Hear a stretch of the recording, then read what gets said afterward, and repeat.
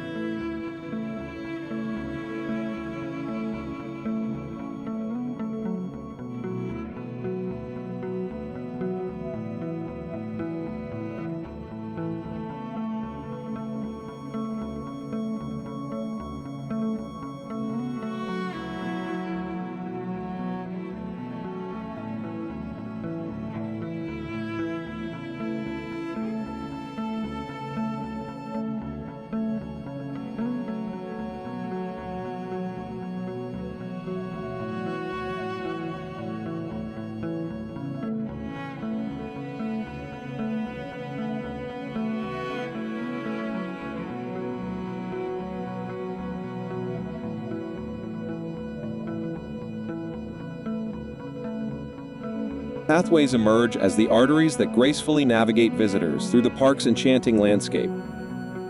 With AutoCAD's versatile tools, we craft intricate pathways that seamlessly integrate with the surrounding environment.